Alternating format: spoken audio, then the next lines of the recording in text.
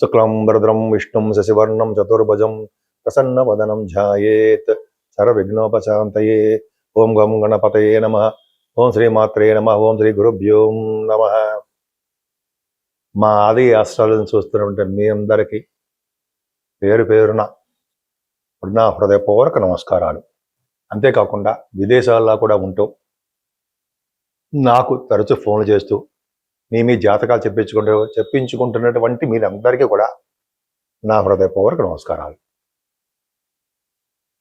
ఇప్పుడు మనం 1 సెప్టెంబర్ నుండి 2026 30th సెప్టెంబర్ 2026 వరకు కూడా అంటే 1 మంత్, ఈ 1 మంత్ సెప్టెంబర్ మంత్ ఫలితాలు 12 రాసుల వారికి ఎలా ఉండబోతుందో తెలుసుకుందాం. దానికంటే ఒక్కసారి జాతకం 12 రాసుల్లో గ్రహాల యొక్క స్థితిగతుల గురించి తెలుసుకుందాం. అది మోస్ట్ ఇంపార్టెంట్. అంటే ఆ స్థితిగతులు అంటే ఆ ఉన్న ప్లేస్మెంట్ని బట్టే మనం చెప్తూ ఉంటాం. ఇప్పుడు చూడండి, కుజుడితో కలిసి ఉంటే గురుడు అంటే 18th నుంచి మీ కుజుడు కర్కాటక రాశిలోను, గురుడు కూడా కర్కాటక రాశిలో ఉన్నాడు. అంటే నీచభంగ రాజయోగం అయింది. కుజుడు నీచలోకి వచ్చాడు 18th నుంచి, సెప్టెంబర్ 18th నుండి. అప్పటి వరకు దాని ముందు వరకు అంటే 17th వరకు మిథున రాశిలో ఉంటాడు. అంటే ఆల్మోస్ట్ 15 days పైన మిథున రాశిలోనే ఉంటాడు. ఫారిన్ కంట్రీస్ ఇస్తుంటాడు. సరే, అది పక్క పెడితే రవి బుధ కేతువులు సింహరాశిలో బ్రహ్మాండంగా ఉన్నారండి. కానీ వీళ్ళు మారిపోతున్నారు. శుక్రుడు 7వ తారీఖు 7th of September నుండి ఉచ్చ స్థితిలోకి వెళ్తున్నాడు. ఎగ్జాల్టేషన్లోకి కన్యా రాశిలోకి వెళ్తున్నాడు. పక్కనే శుక్రుడు మారిపోతాడు అనుకోండి. రవి ఏమో 17th నుంచి మీ కన్యా రాశిలోకి వస్తున్నాడు. అంటే ఏంటి? నీచభంగ రాజయోగం. అక్కడ కూడా బుధాదిత్య యోగం కూడా ఏర్పడింది. నీచభంగ రాజయోగం కాదు, సారీ, బుధాదిత్య యోగం. రవి బుధులు కన్యా రాశిలో ఉన్నారంటే బుధాదిత్య యోగం పర్ఫెక్ట్. మళ్ళీ బుధుడు కూడా 26th నుండి తులారాశిలోను, శుక్రుడు ఆల్రెడీ 2వ తారీఖు నుంచి తులారాశిలో ఉన్నారు. అంటే తులారాశిలో శుక్రుడితో కలిసిన బుధుడు చాలా బ్యూటిఫుల్గా ఉంటారండి. వీళ్ళందరూ కలిసి ఫారిన్ కంట్రీస్ జర్నీస్ ఇస్తుంటారు. సినిమా రంగంలో చెప్పుకుందాం. సినిమా రంగంలో మంచి బ్రహ్మాండంగా సక్సెస్ రేట్ని ఇస్తూ ఉంటారు. పైగా రాహు కూడా బాగున్నాడు కుంభరాశిలో. ఈ రాహు వలన బుధ శుక్రుల వల్ల సినిమా రంగంలో ఉన్న వాళ్ళకి చాలా బాగుంటుంది. చెప్పుకుందాం. అట్ ద సేమ్ టైమ్ శనీశ్వరుడు ప్రభావం శనీశ్వరుడు ఏంటంటే మీనరాశిలో వక్రగతిలో ఉంటాడు. సరే, ఇది ప్లానటరీ పొజిషన్.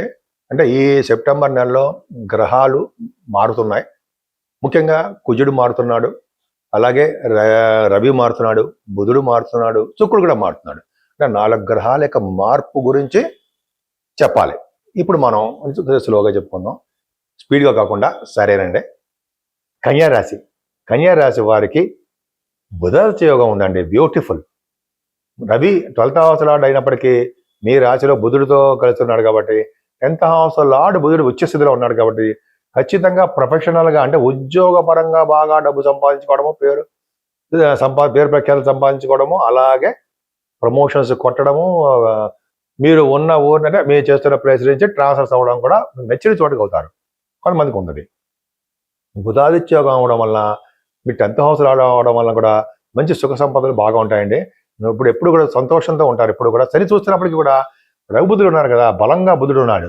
అంటే శని బుధుడు కాంబినేషన్ ఎప్పుడు కూడా ఇంజనీరింగ్ విభాగాల్లో బాగా రాణిస్తారండి. ఇంజనీర్స్ గాను, డాక్టర్స్ గాను బాగా సక్సెస్ అవుతుంటారు. మీరు నేమ్ అండ్ ఫేమ్ ఉంటుంది.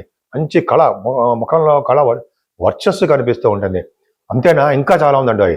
ఎందుకంటే రవి మీకు అత్యంత రాజకారకుడు శుక్రుడు.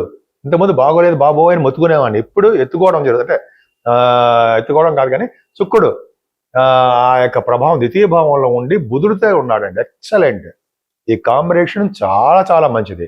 ద్వితీయ భావంలో శుక్రుడు ఉన్నాడంటే ఎప్పుడు అందంగా ఉంటారు, మంచి మంచి బట్టలు వేస్తూ ఉంటారు, ఖరీదైన వాహనాలు తిరుగుతుంటారు, సినిమా రంగంలో అవకాశాలు ఖచ్చితంగా వచ్చి తీరుతూ ఉంటాయి. బుధుడు వల్ల అనర్గళంగా మాట్లాడుతూనే ఉంటారు. అందుకే చూడండి, బుధ శుక్రుల కాంబినేషన్ ద్వితీయ భావంలో ఉందంటే సంగీత ప్రియులై ఉంటారు. మీరు ఎక్కువగా పాటలు పాడుతూ ఉంటారు, భరతనాట్య శాస్త్రంలో మీరు బాగా ఉంటారు, సినిమా రంగంలో అవకాశాలు వస్తూ ఉంటాయి. మీరు వీణ అంటారు కదా, వీణలో కూడా మీరు బాగా సక్సెస్ అవుతారు. అంత ద్వితీయ భావంలో బుధ శుక్రుల గురించి చెప్పాలంటే అసలు బ్యూటిఫుల్గా ఉంటుందండి. టైం సరిపోదు, అంత బ్యూటిఫుల్గా కుజుడు చూస్తున్నాడు. పైగా చూడడం వల్ల మరింత అదృష్టం కలుగుతుందండి. బుధ శుక్రులు కన్యా రాశి వారికి చాలా బ్రహ్మాండంగా ఉన్నారు. కుటుంబ స్థానంలో వృద్ధి అవుతూ ఉంటుంది. ఎప్పుడు డల్లవరు. పైగా మీ ధన సంపాదన పెరిగిపోతుంటాయి. భాగ్యాధిపతి కూడా అయ్యాడుగా, సామాన్యమా? భాగ్యాధిపతి, ద్వితీయాధిపతి ఎక్స్ట్రాడినరీ. చతుర్థ భావాన్ని కూడా మీరు బ్రహ్మాండంగా గురుడు చూస్తున్నాడు అంటే కుజుడు చూస్తున్నాడు. చూడడం వల్ల కూడా చక్కగా సుఖపడే గీత మీలో ఉంటుంది. భూములు, వాహనాలు అన్ని కొనుక్కోవడానికి అవకాశాలు ఎక్కువ. రైతు సోదరులకి బాగుంటుంది. అలాగే కన్యా రాశి వాళ్ళకి ఆరోగ్యం, ముఖ్యంగా సంతానం గురించి చెప్పుకోండి సరదాగా. సంతానానికి అంటే మగపిల్లలకి చాలా బాగుంటుంది. మగపిల్లల వల్ల మీ అబ్బాయిల వలన మీకు ధన సంపాదన, వాళ్ళ యొక్క అడ్వైజెస్, మిమ్మల్ని ఎలా నడుచుకోవాలో కూడా వాళ్ళే చెప్పడం మనకి మీకు ఉంటుంది అనమాట. అంటే మంచి సలహాలు ఇస్తారనుకోండి, చెడు సలహాలు ఎప్పుడు ఎవరు ఎలా ఉండాలో అలా మీకు గైడెన్స్ ఇస్తుంటారు. ధన ప్రాప్తి కలుగుతూ ఉంటుంది. వాళ్ళు ఎటువంటి ప్రాబ్లమ్స్లో ఉన్నా సరే సక్సెస్ అవుతారు. మీ అబ్బాయి చాలా బాగుంటారండి. మగ సంతానం కలగడానికి అవకాశాలు చాలా బాగున్నాయి. అందుకే స్టాక్ మార్కెట్లో ఉండడము, సాహిత్య రంగంలో ఉండడము మీరు ఖచ్చితంగా చేస్తుంటారు. కళారంగంలో, సాహిత్య రంగంలో మీరు అద్భుతమైన ప్రతిభ కనబరుస్తుంటారు. పైగా 6వ భావంలో రాహు ఉన్నాడు సరే, భూములు, వాహనాలు, స్థిరాస్తులు, సంపదలు, పోటీ పరీక్షలు అంటే కాంపిటీషన్ ఎగ్జామ్స్లో సక్సెస్ అయి తీరుతారు మీరు. విదేశాలకి స్టాంపింగ్ కూడా అవుతుంది. ఇంకా 7వ భావంలో రాహు తిష్ట వేసి కూర్చున్నాడు. శని 7వ భావంలో శని మంచివాడు కాదు కదండి. నిజంగా మంచివాడు కాదండి.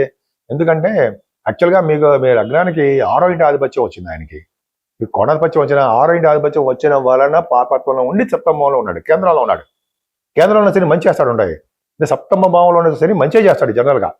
కానీ మీకు 7వ భావంలో ఉన్నాడు కాబట్టి భార్య భర్త విషయంలో చిన్న చిన్న ఇబ్బందులు, లేకపోతే వ్యాపారాల్లో ఇబ్బందులు కలిగిస్తూ ఉంటాడు. కానీ 7వ భావంలో శని, దశమంలో శని మంచి ఫలితాలు ఇస్తాడు. కేంద్రంలో శని మంచి ఫలితాలు ఇస్తాడని ఖచ్చితంగా శాస్త్రం చెప్తుంది. కాకపోతే చిన్న చిన్న అవయోగాలు కలిగిస్తూ ఉంటాడు, ఆలస్యం కలిగిస్తుంటాడు. కానీ భార్య భర్త విషయంలో డెవలప్ చేస్తాడు. ఎందుకంటే గురుడు చూస్తున్నాడుగా. మరి వివాహం కాని వాడికి వివాహాలు కూడా చేస్తూ ఉంటాడు. భాగ్యస్థానాన్ని శని చూసినా భాగ్యాధిపతి చాలా బ్రహ్మాండంగా ఉండి కుజుడికి దృష్టి ఉంది కాబట్టి డెఫినెట్గా మీ భాగ్యం వృద్ధి అవుతుంది. భాగ్యం అంటే అదృష్టమే. అంటే విదేశాలు వెళ్ళడం, చక్కని చదువులు చదువుకోవడము, అంటే ఎంఎస్ చదువుకోవడం కోసము మీరు విదేశాలు వెళ్ళడము, ఉన్నతమైన విద్య రీత్యా విదేశాలు వెళ్ళి తీరుతారు. ముఖ్యంగా మీ రాశి మీరు తీర్థయాత్రలు చేస్తుంటారు, గురువుగారిని కలుస్తుంటారు. చాలా బ్రహ్మాండంగా ఉంటుంది. దశమంలో కుజుడు, దశమాధిపతి ఎగ్జాల్టేషన్లో ఉన్నాడు. ఇంకేం కావాలి చెప్పండి. దశమంలో కుజుడు దిగ్బలుడు, దశమాధిపతి ఉచ్చలో ఉన్నాడు. అర్థం ఏంటంటే మీరు చేస్తున్న ప్రొఫెషన్లో బాగా డబ్బు సంపాదించుకుంటారు, ప్రమోషన్స్ వస్తాయి, నేమ్ అండ్ ఫేమ్ వస్తుంది. దశమంలో కుజుడు రాజకీయ రంగంలో కూడా మీరు పలుకుబడి ఉండడానికి అవకాశాలు ఉంటాయి. ఖచ్చితంగా ఉంటారు మీరు. ముఖ్యంగా గవర్నమెంట్ సంబంధించిన ఉద్యోగస్తులు చాలా బాగుంటుందండి, అంత డౌటే లేదు. కానీ లాభస్థానంలో ఈ కుజుడు 18 నుంచి నీచలోకి వచ్చేస్తున్నాడు. కానివ్వండి, భయమేళ గురుడితో కలిసి ఉన్నాడు కాబట్టి గురుమంగళ యోగం ఏర్పడి, నీచభంగ రాజయోగం ఏర్పడి వెరీ వెరీ స్ట్రాంగ్గా తయారైపోయిన లాభస్థానం. చాలా అదృష్టం అండి. ద్వితీయ లాభస్థానాలు మీకు ఎంతో స్ట్రాంగ్గా ఉన్నాయి. మీరు చేస్తున్న వ్యాపారాల్లో బాగా డబ్బు సంపాదించుకుంటారు అనేది ఖచ్చితం. మీ జాతకాల నుంచి ఆధారపడి ఉంటుందేమో, కానీ పర్ఫెక్ట్గా గురుకుజులు లాభంలో ఉండము, ద్వితీయ భావంలో బదుసుకులు ఉండము. ఈ నక్షత్రాలు అంటే నక్షత్రాలు కాదు వదిలేసండి, ఈ గ్రహాలు రవి కాదండి, కుజ గురులు, బుధశుక్రులు మీకు అత్యంత రాజయోగ ఫలితాలు ఇచ్చి తీరుతారన్న సందేహం లేదు. పైగా 40 రోజులు కుజుడు గురించి గురుడు గురించి ఒక సపరేట్ వీడియో చేస్తున్నాను నేను. అది ఇంకా అద్భుతంగా ఉంటుంది, వినండి, చాలా బాగుంటుంది. రఘుబుధుల కాంబినేషన్ వల్ల కూడా దైవ దర్శనాలు, తీర్థయాత్రలు, విదేశీ పర్యటనలు, సన్మానాలు, భోగభాగ్యాలు, విపరీతంగా డబ్బు ఖర్చు పెట్టాలి అన్నీ మీకు ఉంటాయి. రవి వలన విదేశీ పర్యటన ఇది తప్పకుండా ఉంటుంది. నేను మీ డాక్టర్ వాడ్రేవ్ ఆదినారాయణరావు. నేను మీ ఆస్ట్రాలజీలో ఉన్నానండి. ఆల్మోస్ట్ 36 years నుంచి ఉన్నాను.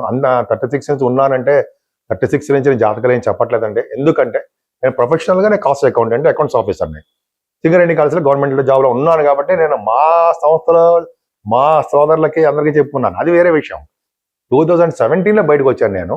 సరే, అవన్నీ పక్కా పెడదామండి. జాతకాల నుంచి నేను 2022లో 2022 అంటే నేను యూట్యూబ్లోకి రావడం, దాని తర్వాత చాలా కంట్రీస్లో చెప్పడం జరిగింది. అది పెద్దది నాకు నేను పొగుడుకోకూడదు, ఎప్పుడు కూడా పొగుడుకోవడం చెప్తున్నా, తెలియాలని చెప్తాను అంతే. సరే, మీ జాతకాలు మీరు తెలుసుకోవాలనుకుంటే date of birth, time of birth, place of birth ఉండాలి. మీకు తెలుసుకోవాలనుకున్నా, మీ సోదరులకు తెలుసుకోవాలనుకున్నా, మీ ఫ్రెండ్స్ కావాలి వారికి జాతకాలు ఏమైనా తెలుసుకోవాలనుకుంటే మీరు నా పేరు రిఫర్ చేయొచ్చు. మోసం అనేది ఉండదు. ఈ మధ్య నాకు ఫోన్ చేసి ముందుగా నేను వీడియో చెప్పాను, ఫోన్ చేసిన వాళ్ళు డబ్బులు తీసేసుకుని ఫోన్ పెట్టేసి మళ్ళీ మనం ఫోన్ చేస్తే వాళ్ళు ఫోన్లు ఎత్తట్లేదు. అవసరం అంటారా ప్రతి వాళ్ళని నమ్మడం? వద్దు. ఎవరైనా నిజాయితీగా ఉండి మీరు నమ్మకస్తులు ఎవరు ఉంటే వాళ్ళచే చెప్పించుకోండి. అంటే మంచి ఎక్స్పీరియన్స్ ఉండి డాక్టరేట్స్, కొంతమంది డాక్టరేట్స్ అని రిఫర్ చేస్తున్నారు. నాకు 2-3 లేడీస్ చెప్తున్నారు కూడా చెప్తున్నారండి. నేను నా సొంతగా అయితే ఏం కాదు, డాక్టరేట్స్ ఉన్న వాళ్ళకి ఎక్స్పీరియన్స్ ఉన్న వాళ్ళని మనం చెప్పించుకుందాము, వాళ్ళు మోసం చేయరు, ఉన్నట్టు చెప్తారు అని వాళ్ళు చెప్పారు. కానీ నేను చెప్తున్నాను, నా సొంతగతం కాదు. అంటే వాళ్ళు రిఫర్ చేస్తున్నారు. ఆడవాళ్ళు చూడండి, లేడీస్ చాలా ఎంత తెలివైన ఎంత మంచివారు, వాళ్ళు రిఫర్ చేస్తున్నారు. రిఫర్ చేయడం అంటే ఎవరు మంచివాడు బాగా చేస్తారు అనే చూస్తున్నారండి. అది నేనేమి అతిశయోక్తంగా చెప్పడం, అది నిజం. ఎవరిని పడితే వాళ్ళని నమ్మకండి. అది శాస్త్రం చెప్తా ఉంది. అది శాస్త్రం అంటే నేను చెప్తాను అనుకోండి. నేను వాళ్ళందరూ నాకు చాలా మంది ఫోన్ చేసి చెప్తానే నేను మీకు చెప్తాను తప్ప నా సొంతగతం కాదు. కాబట్టి ఎవరి పడి నమ్మేసి డబ్బులు ఇచ్చేస్తుంటే వాళ్ళు ఫోన్ లిఫ్ట్ చేయట్లేదు. సార్ మన పక్క మా గురించి మనకు అనవసరం. నేను మాత్రము ఖచ్చితంగా నమ్మకం వస్తున్నానండి. మేము బ్రాహ్మిన్స్ కాబట్టి తప్పకుండా ట్రస్ట్, ఆది అస్ట్రాలజీ అంటే ట్రస్ట్, నమ్మకం. పక్క పెడదామండి. మీకు అంటారు వాస్తు శాస్త్రం అంటారు సార్, వాస్తు శాస్త్రం తెలుసుకోవాలనుకున్నా కానీ ప్రాబ్లమ్స్ ఉన్నా మనకి ఫోన్ చేయండి. అసలు ముఖ్యంగా ఇవన్నీ పక్క పెడతామండి. అసలు ఈ సెప్టెంబర్ నెలలో మనం ఏ దేవుని పూజించాలి చెప్పరా బాబు అని మీరు అనొచ్చు. చెప్పండి బాబు గురుగారు అనొచ్చు. మరి అది వదిలేసి మరి ఏదో చెప్పుకుంటున్నాం. ఏం లేదండి, సెప్టెంబర్ నెలలో 12 రాసుల వారు పూజించవలసిన దేవుడు ఎవరు, పరిష్కార మార్గాలు ఏమిటి తెలుసుకుందాం. సెప్టెంబర్ నెలలో అండి మనకి గణపతి, వినాయకుడు యొక్క గణపతి చతుర్దశి, వినాయక చతుర్దశి చవితి వస్తాం కదా, వినాయక చవితి రోజున మనం ఖచ్చితంగా స్వామిని పూజించాల్సిందంటే అందరూ పూజిస్తారు. ఆ స్వామిని పూజించడం వల్ల మనకి ఎటువంటి దోషాలు ఉన్నా సరే, ఎటువంటి ప్రాబ్లమ్స్ ఉన్నా, ఎటువంటి విఘ్నాలు ఉన్నా, అంటే చదువులో కానీ, భార్య భర్త విషయంలో కానీ, ఉద్యోగంలో కానీ, వ్యాపారాల్లో కానీ, ఎక్కడ ఏది ఉన్నా సరే అవన్నీ సెట్ అయిపోతాయి. వినాయకుడు గరిగితో పూజించిన స్వామిని గురిగితో పూజించాలి. గరిగితో పూజించడము, అభిషేకాలు చేయించుకోవడము, లక్ష్మీ గణపతిలో హోమం చేయించుకోవడం వలన మనకి ఎదురు లేకుండా మనం తయారైపోతాం. రాజకీయ రంగంలో కూడా పదవులు వచ్చేస్తుంటాయి, ప్రాబ్లం లేదు. దూసుకుపోతే తత్వంలో మీరు ఉంటారని శాస్త్రం చెప్తోంది. ఒక పక్కన శనీశ్వరుడు మీనరాశిలో ఉండి ఇబ్బంది పెడుతూనే ఉన్నాడు, వక్ర గతిలో ఉండి. కానీ ఆయన ఇచ్చే శుభఫలితాలు కూడా బాగుంటాయండో, భయపడాల్సిన అవసరం లేదు.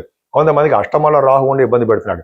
కాబట్టి ఈ నెల మొత్తం కూడా అమ్మవారిని పూజిస్తూ, అమ్మవారు అంటే కనకదుర్గ అమ్మవారిని పూజిస్తూ, వెంకటేశ్వర స్వామి వారిని, అంటే కలియుగ ప్రత్యక్ష దేవుడు ఎవరయ్యా అంటే మీకు తెలిసిందే, వెంకటేశ్వర స్వామి అంటాం కదా, ఆయన్ని పూజిస్తూ ఓం నమో నారాయణాయ, ఓం నమో నారాయణాయ, ఓం నమో నారాయణ పూజిస్తూ శివుడికి అభిషేకాలు చేయించుకోవాల్సిందే.